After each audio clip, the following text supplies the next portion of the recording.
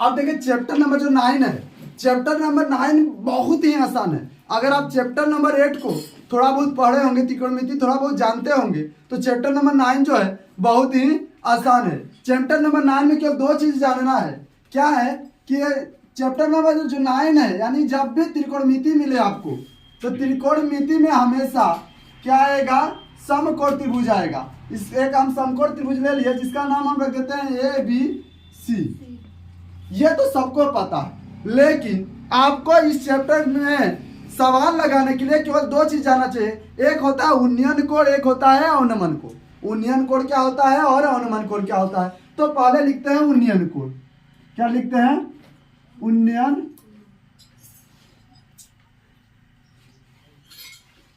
कोण।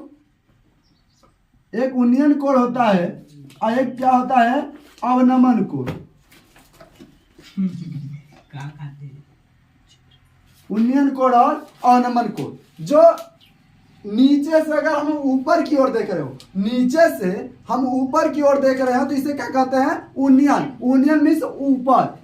जब ऊपर की ओर देख रहे हो तो उसे कौन सा कोण कहते हैं, उन्नयन कोण। इसे कौन सा कोण कहेंगे, यानी बिंदु ए से अगर हम सी को देख रहे हो, बिंदु ए से सी को देख रहे हैं तो ऊपर देख रहे हैं, और जब हम ऊपर देखते हैं इसे कौन सा कोण कहते हैं, उन्नयन कोण कहते हैं।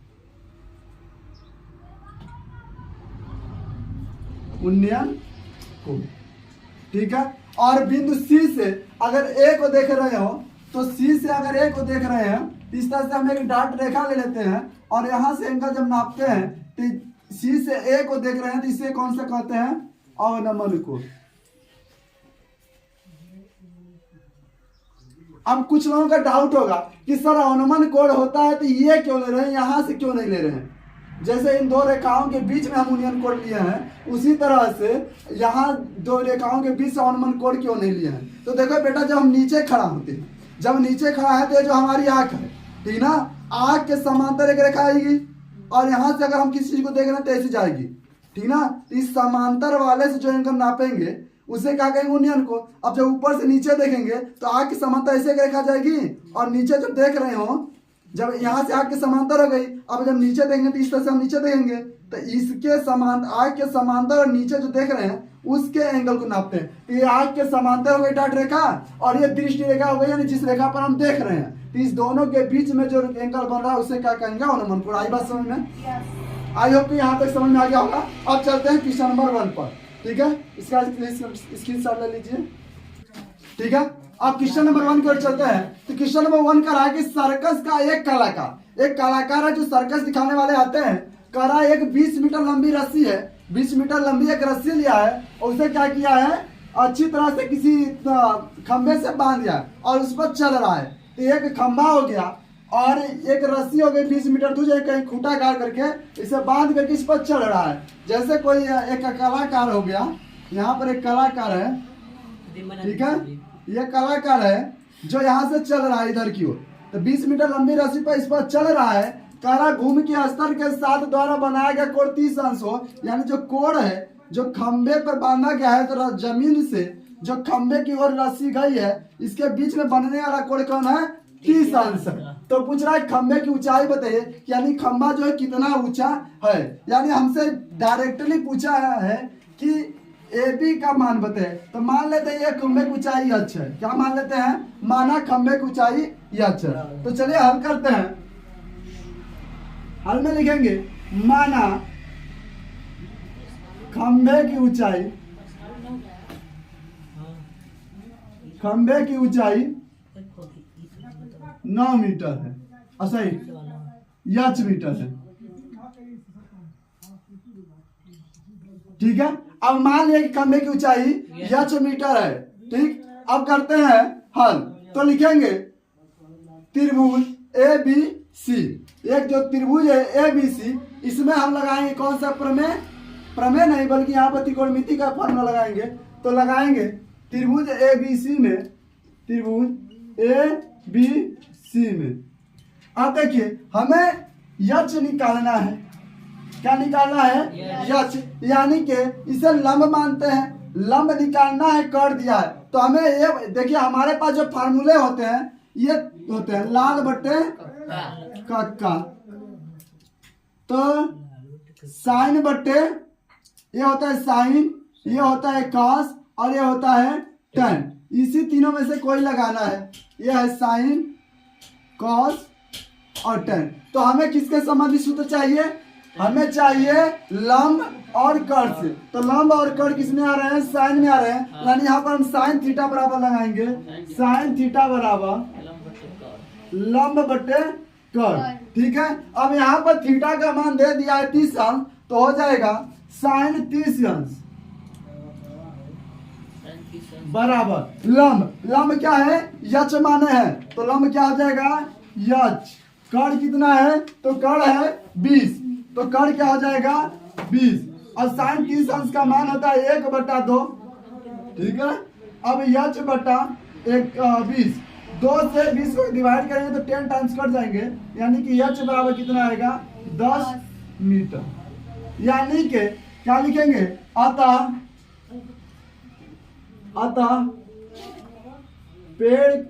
खंबे की ऊंचाई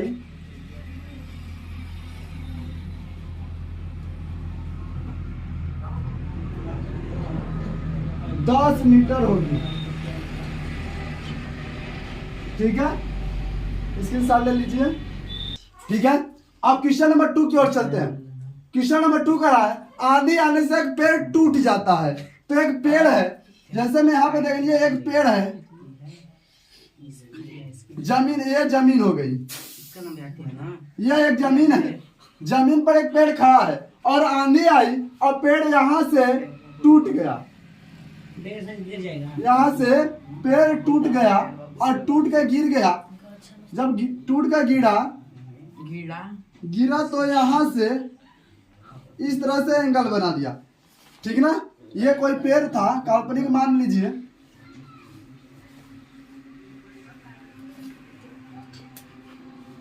ये कोई पेड़ था और टूट करके यहाँ पर इससे जुड़ गया। तो यही वाला हिस्सा इधर आकर जुड़ा है, यानी ये दोनों पेड़ के हिस्से हुए। ठीक है। तो यहाँ से इसका नाम हम ए लिख लेते हैं, इसका नाम बी देते हैं, और इस बिंदु का सी और इस बिंदु का डी। आई बात समझ में यहाँ तक? अब देखिए, कह रहा है कि इसके साथ 30 अंश का कोण बनाते हैं, यानी जहां पर जमीन को छूता है। कह रहा है पेड़ का शिखर जमीन को छूने लगता है, पेड़ का शिखर जमीन को छूने लगा और इसके साथ 30 अंश का कोण बनाता है, यानी जमीन का जो छू रहा है पेड़ का शिखर, वह 30 अंश का कोण बनाता है। यहाँ पर कितना एंगल हो गया?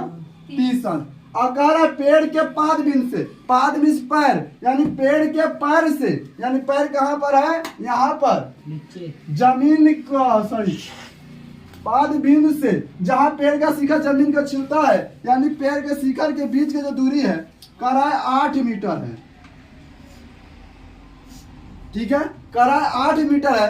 तो पेड़ की ऊंचाई ज्ञात कीजिए, यानी हमें एडी का मान निकालना है।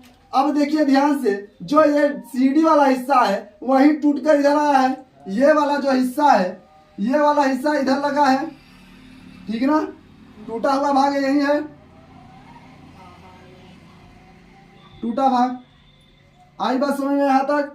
ये लिखना आपको नहीं है ये, ठीक है, समझने के लिए बता रहे हैं। अब देखिए, तो हम इसे मान लेते हैं यक्स मीटर,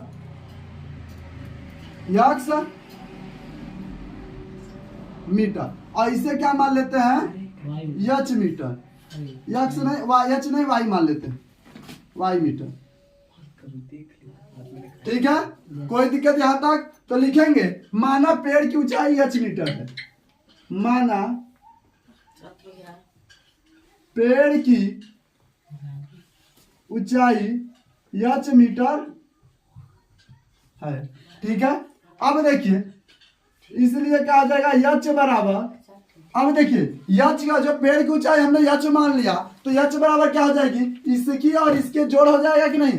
पेड़ की जो पूरी ऊंचाई है इसकी और इसकी जोड़ हो जाएगी, यानी x प्लस वाई। समीकरण नंबर 1 से बना लेते हैं। कोई दिक्कत यहाँ तक? नहीं। अब देखिए, हम बताए तो पहले हम डिसाइड कर लेते हैं हमको x निकालना है कि y निकालना। तो पहले हम यहाँ से x का मान निकाल लेते हैं, फिर इसके बाद क्या करेंगे? y का मान निकाल, यानी हमें x निकालना है। तो फिर जाएंगे किसके पास? साइन, कॉस और टेन के पास। इन तीनों के पास जाएंगे और पूछेंगे किसके पास लंब भी है, और आधार भी है।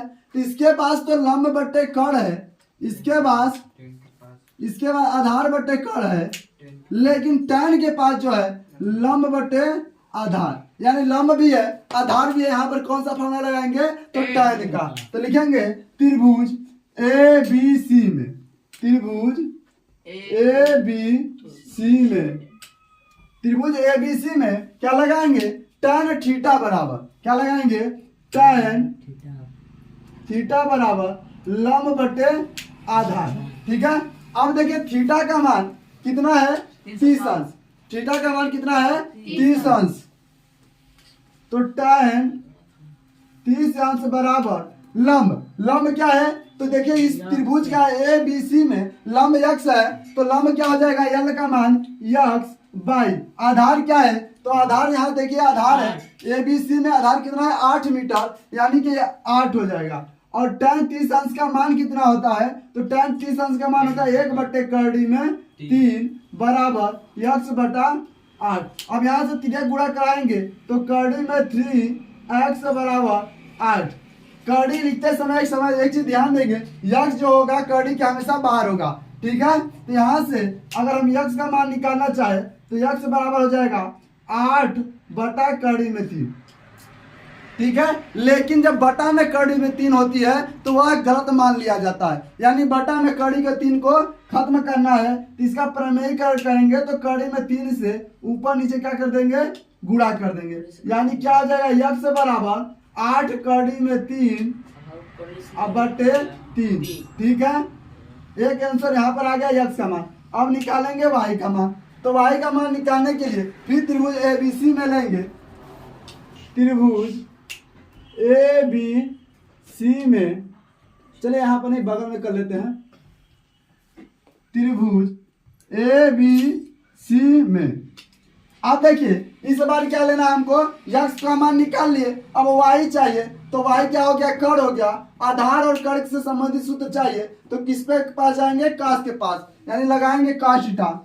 तो लिखेंगे कॉस थीटा बराबर आधार बटे कड़। तो कॉस थीटा, थीटा का मान इसके लिए 30 अंश है तो हो जाएगा कॉस 30 अंश बराबर आधार कितना है? तो आधार है 8 मीटर, तो क्या रखेंगे? 8 बटे कड़ कितना है? तो कड़ देखिए यहाँ पर कितना है? तो वाई है, तो वाई रख लेंगे कड़ के स्थान पर वाई।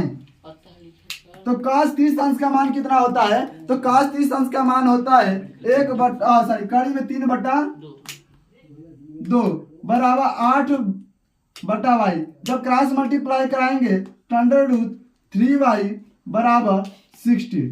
ठीक है, तो y इक्वल टू कितना हो जाएगा? 16/√3। अब यहाँ पर भी बटे में आ गया कड़ी में 3, इसका क्या करेंगे? प्रमेयीकरण। क्या कर देंगे?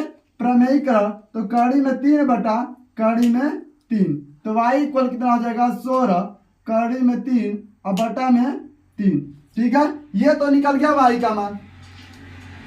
यक्स और y का मान तो निकाल लिए, लेकिन हमें पेड़ का मान ऊंचाई निकालना था। तो लिखेंगे समीकरण 1 में यक्स तथा y का मान रखने पर, समीकरण 1 में यक्स तथा y का मान रखने पर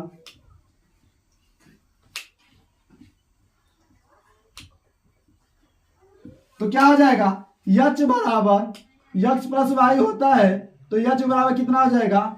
यक्स का मान है 8 कड़ी में 3, 8 कड़ी में 3 अब बटे में 3 अब प्लस 16 कड़ी में 3 अब बटे में 3। और जब हर समान होता है, जब हर समान होता है तो अंश को क्या करते हैं? जोड़ देते हैं, यानी कि क्या हो जाएगा? यहाँ से 16 और 8 जुड़ जाएगा तो कितना हो जाएगा? 24 कड़ी में 3 अब बटा में 3 से डिवाइड करेंगे तो यह बराबर हो जाएगा 3 8 24, यानी 8 कड़ी में 3 मीटर। तो लिखेंगे अतः पेड़ की ऊंचाई क्या होगी? 8 कड़ी में 3 मीटर होगी। ठीक है, यानी कि यक्स का वाला मान इतना हो गया और वाई जो है, ये जो हिस्सा है वाई है, वाई क्या हो गया 16 कड़ी में 3/3 और ये 8 कड़ी में 3/3, दोनों को ऐड करेंगे तो कितना आ जाएगा 8 कड़ी में 3 मीटर। ठीक है, इसे हम इस तरह से डिफरेंट कलर के पेन से ब्रैकेट में भर देंगे। ठीक है, स्क्रीनशॉट ले लीजिए इसका। क्वेश्चन नंबर 3 की ओर चलते हैं। तो क्वेश्चन नंबर 3 कह रहा है कि एक ठेकेदार है जो क्या करता है कि अपने पार्क में फिसलन पट्टी लगाना चाहता है। वह 2 प्रकार का फिसलन पट्टी लगाना चाहता है, एक 5 साल से अधिक वाले बच्चों के लिए, एक 5 साल से कम वाले बच्चे के लिए। तो यहाँ पर 2 फिसलन पट्टियां लग रही हैं, तो 2 चित्र बनाना पड़ेगा। यानी कहे तो डायरेक्टली यह 2 क्वेश्चन दे रखा है। ठीक है, क्या क्या है 2 क्वेश्चन दे दिया है, तो एक चित्र बनाते हैं 5 साल से कम वाले बच्चों के लिए। ये छोटा होगा,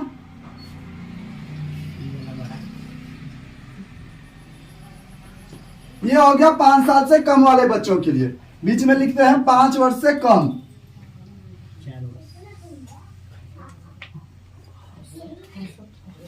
और एक फिसल पट्टी लगाता है, पकड़ा जाला पकड़ा जाला सर तुम्हें कितनी करला सर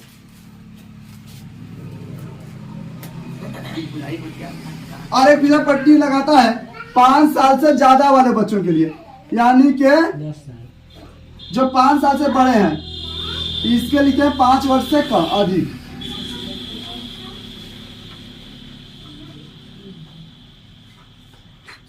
तो 2 फिसल पट्टी लगाता है, इन दोनों का अगर नाम लिखे तो इसका ए बी सी लिख देते हैं और इसका पी क्यू आर लिख देते हैं। कह रहा है कि जो 5 वर्ष से कम वाले फिसल पट्टी है उसकी जो ऊंचाई है, ऊंचाई कितना है 1.5 मीटर है। कितना है 1.5 मीटर। ठीक है, और कोण जो है वो 30 अंश का बनता है। और जो 5 साल से ज्यादा वाले बच्चे हैं उसके जो ऊंचाई है वो दे रखा है कि 3 मीटर है, और इसका जो कोण है उन्नयन कोण 60 अंश है। शिखर का मतलब होता है सिर। ठीक ना, चलिए अब हल करते हैं।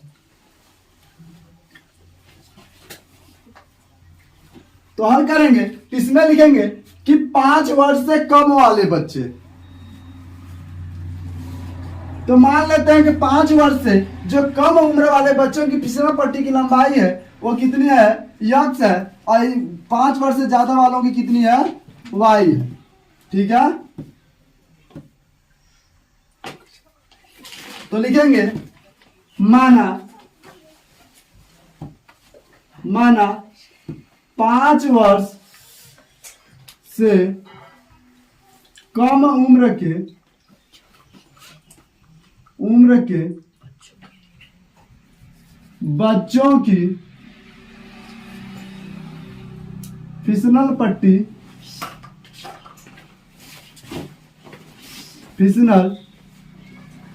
पट्टी की लंबाई यक्स मीटर तथा अधिक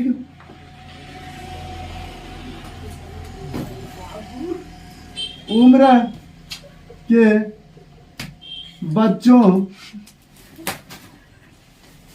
की लंबाई बच्चों के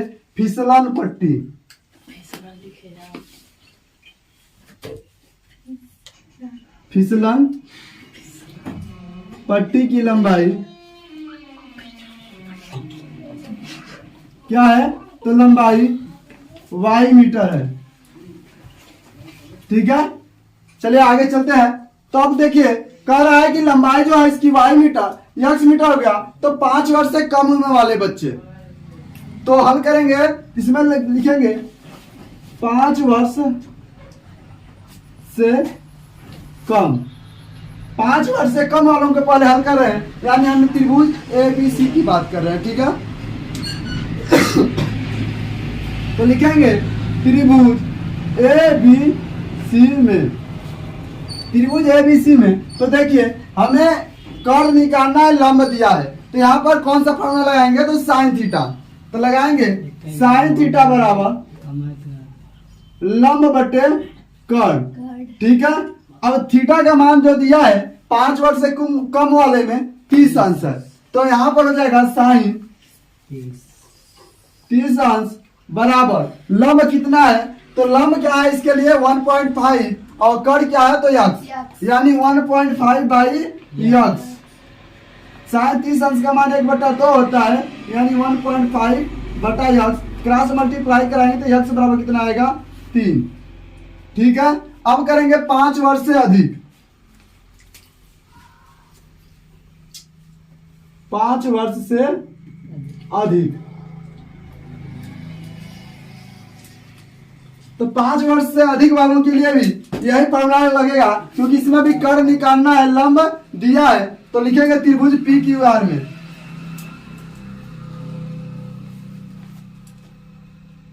त्रिभुज पी क्यू आर में, तो त्रिभुज पी क्यू आर में क्या हो जाएगा, तो यहां पर लगाएंगे हम साइन थीटा बराबर लंब बटे कर्ण। अब इसके लिए जो थीटा है वो 60 अंश है, तो साइन 60 अंश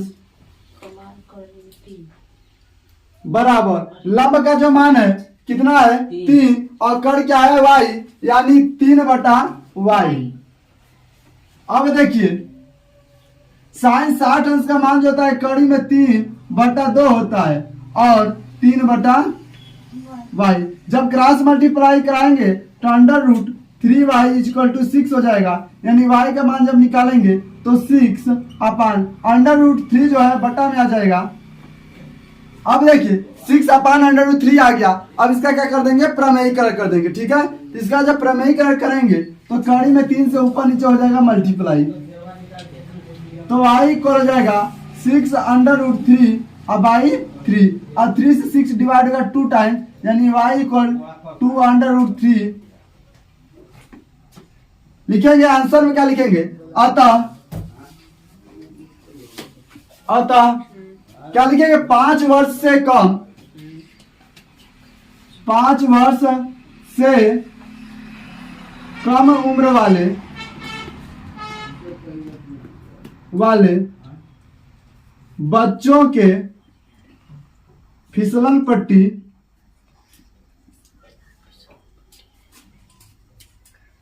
पट्टी की लंबाई 3 मीटर तथा 5 वर्ष से अधिक उम्र वाले बच्चों के लिए फिसलन पट्टी की लंबाई क्या हो जाएगी 2√3 मीटर, 2√3 मीटर। ठीक है,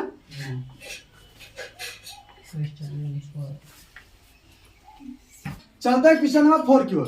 क्वेश्चन नंबर 4 कह रहा है कि भूमि के एक बिंदु से जो मीनार के 5 बिंदु से 30 मीटर की दूरी पर है, तो एक मीनार है, कोई एक मीनार है और ये भूमि हो गया।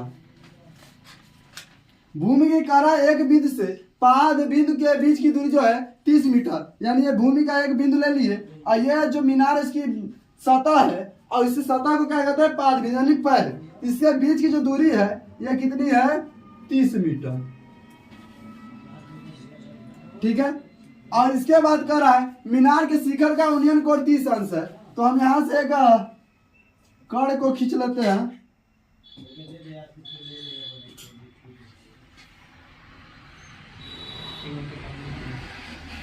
ठीक है, एक कर्ण को हमने ड्रा कर लिया और कह रहा है शिखर का यूनियन कोण 30 है। ध्यान दीजिए यूनियन कोण कहा है, यानी नीचे से हम ऊपर देखेंगे। ठीक है, तो 30 अंश। अब देखिए इसका नामकरण कर देते हैं ए, बी और सी। कह रहा है कि मीनार की ऊंचाई ज्ञात कीजिए, यानी ए बी का मान ज्ञात करना है, तो इसे हम एच मान लेते हैं। तो लिखेंगे माना मीनार की ऊंचाई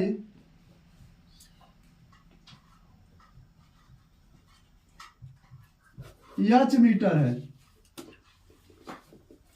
ठीक है, मान लिया कि मीनार की ऊंचाई कितनी है एच मीटर है। अब देखिए यहां पर आधार दिया है और लंब पूछा है, यानी वो फॉर्मूला हम लगाएंगे जिसमें लंब भी आए आधार भी आए। तो लंब और आधार किस में आता है? tan में, ठीक है। और अधिकतर सवाल इस चैप्टर से tan से ही पूछे जाएंगे, यानी लगाएंगे त्रिभुज ABC में, त्रिभुज ABC में, त्रिभुज ABC में tan थीटा बराबर लंब बटे आधार। अब tan थीटा का मान क्या? थीटा का मान 30 अंश है, यानी tan 30 अंश बराबर क्या हो जाएगा? लंब कितना है? h, यानी l कितना हो गया? h। और आधार कितना है? तो आधार है 30 मीटर। अब देखिए tan 30 अंश का मान जो होता है 1/3 होता है, यानी 1/3 अब बराबर h बटा 30, ठीक है। अब देखिए क्रॉस मल्टीप्लाई करेंगे तो 3 h बराबर 30, तो यहाँ से h का मान निकलेगा 30/3, ठीक है। अब प्रमेय कर देंगे 3/3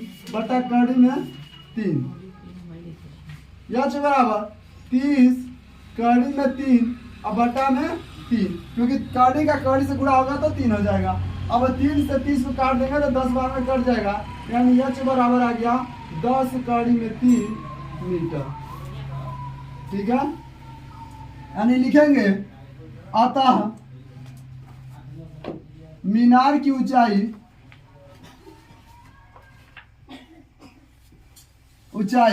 10 मीटर होगी,